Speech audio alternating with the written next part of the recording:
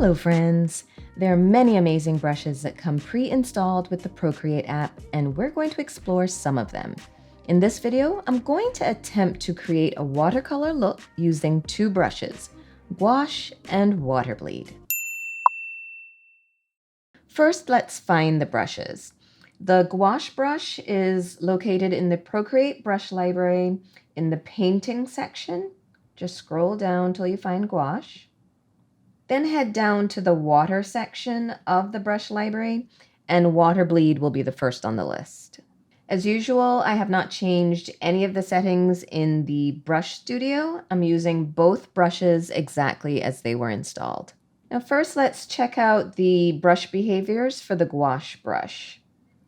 So I've got it set to a pretty small size. And here's the brush at a larger size. And this looks like it'll get really big. Let me go to almost the largest size. And at its largest size, it will basically fill the canvas. And by the way, I have this canvas set to 3000 pixels square at 300 dpi. So you can see it does have a little bit of texture to it, especially along the edges. At the smallest size, the stroke is actually pretty smooth. You don't really see that much texture along the edges. It's only when it's used at a larger size that you see that nice painterly texture along the edge.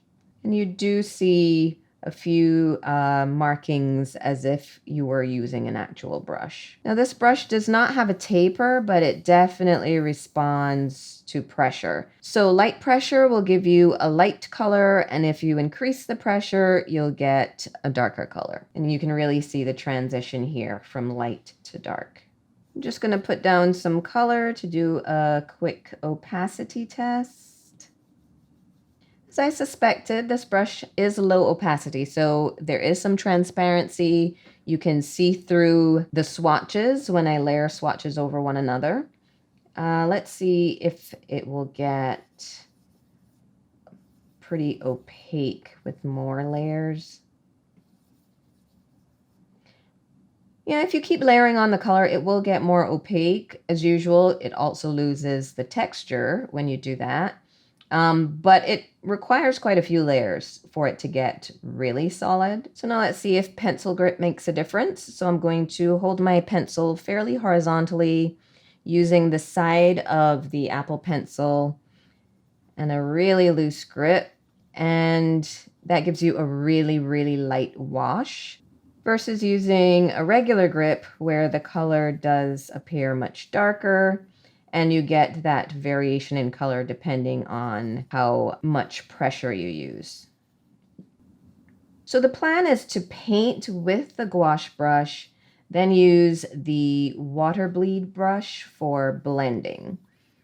So let's just switch over to the smudge tool in that water bleed brush and see how it behaves. So I've got it set to a fairly large size. And it really does just kind of diffuse the color quite a lot. Let's see, at a smaller size. So you just get more control at a smaller size. And here, I'm just kind of pressing the brush down and pushing it forward slightly. And it does kind of give the feel of, you know, using water to blend your paint a little bit.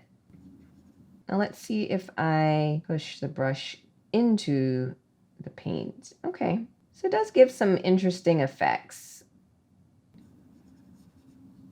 Now let's see, I wonder if it will mix the paints. Not really doing much with mixing. It just kind of all becomes a little smudgy. But if I press and hold like I did before, that gets a little bit more interesting, but it is kind of just all bleeding into one another. So yeah, it'll be interesting to see how this water bleed brush works in an actual painting. So let's do that next. Now, one of the ways to really help create the watercolor look is to use a textured paper background. So I found a link to a collection of free paper textures on this Procreate forum.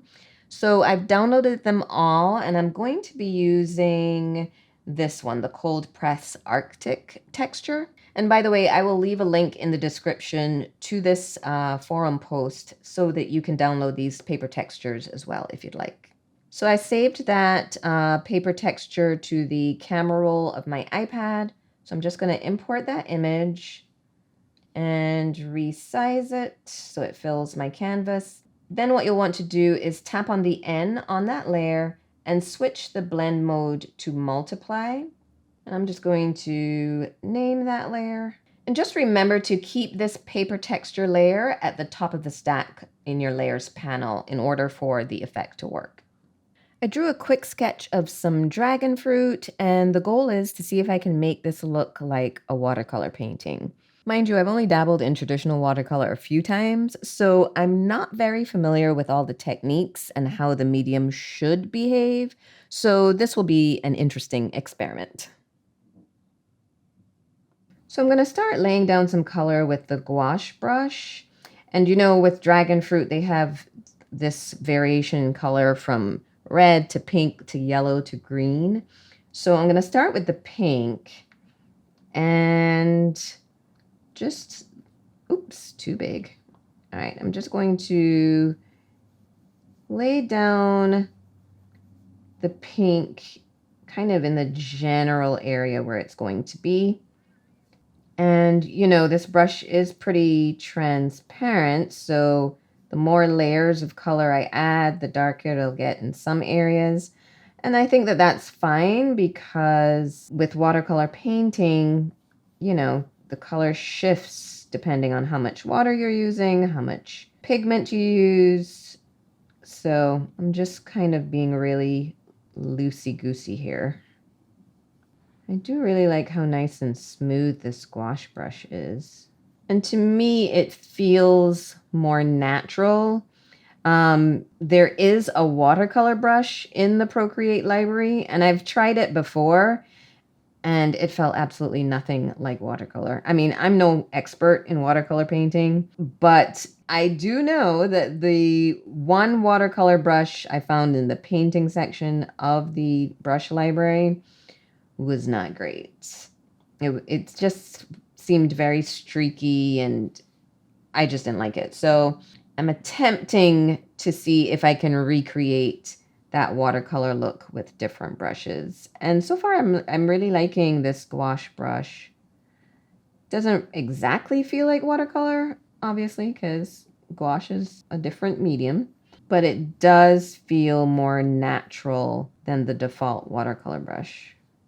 So I'm just adding a little red to these little sections where the color deepens. And when the brush is at a smaller size, you can get a little bit more vibrant color versus the more kind of washed out color when it's at a larger size.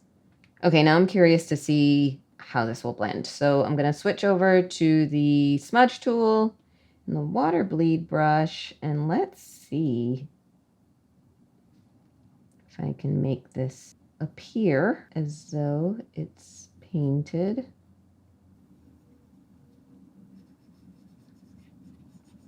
I just have to get the hang of the best way to move the color around. Because, you know, if I push into the color, I guess that's like adding a whole lot more water and it's removing a lot of the pigment, versus pushing outward is spreading the color.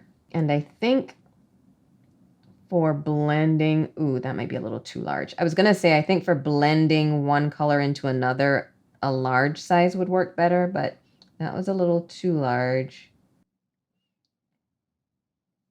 But yeah, it does work better at a larger size. And I'm not really creating strokes.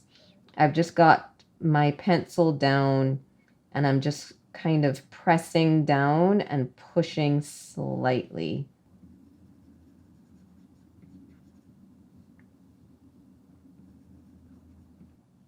I think the other thing I was doing is holding my Apple Pencil a little too firmly. I actually think it does work best to just kind of have a loose grip when I'm doing this kind of pressing and nudging thing. A loose grip seems to work best. Okay, I think I'm getting the hang of it.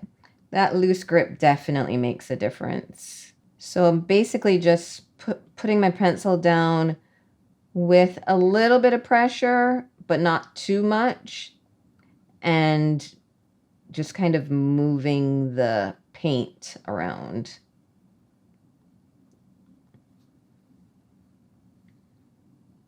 Okay, now I'm going to add the other colors to these spiky bits. So I'm going to go back to the gouache brush and just pretty loosely drop that color in. So it transitions from the pink to a yellow and then a little bit of green on the tips. Then I can blend those colors using the same technique, keeping a loose grip and just nudging the color around with the water bleed smudge tool.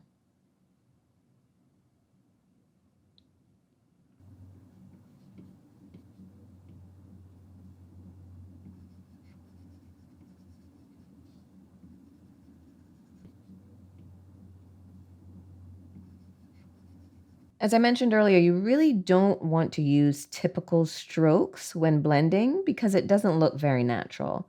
However, the one time that pushing with a typical stroke seems to work well is when I want to clean up some areas, like in here. Just getting those edges cleaned up. That seems to be the best way to do it. But in terms of blending from one color to another, a light touch seems to be the way to go. So I've got a little paint outside of where I want it to be, but instead of using the eraser tool, I wonder if I can just kind of use this. No, it's working. So I'm just using the water bleed brush to just kind of push that color back to where it's supposed to be. All right, I feel more comfortable with this technique, so I'm just gonna go ahead and get the 2 slices done.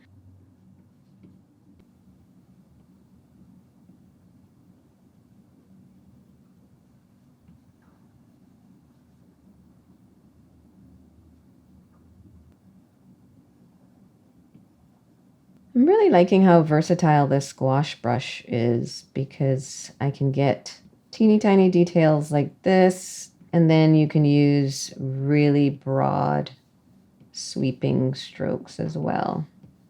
I'm just going to add a slightly darker red to some of these sections. And I think I'm done. All right, final thoughts about these brushes. As I mentioned before, I don't have much watercolor experience, but I think these 2 brushes do a decent job of mimicking the look of a watercolor painting. The fact that the gouache brush can go from a fine stroke all the way to an extra large size makes it pretty flexible, and I really like how smoothly it goes down. Now, in terms of creating the watercolor look, the water bleed brush did most of the heavy lifting. Once I got the hang of the technique, I think it did a decent job of blending with the smudge tool. Since Procreate's default watercolor brush isn't great, I think this combo is a pretty good alternative. Have you tried this combination before? Or is there a different brush in Procreate's default library that you use as a watercolor brush? Please share in the comments, I'd love to know.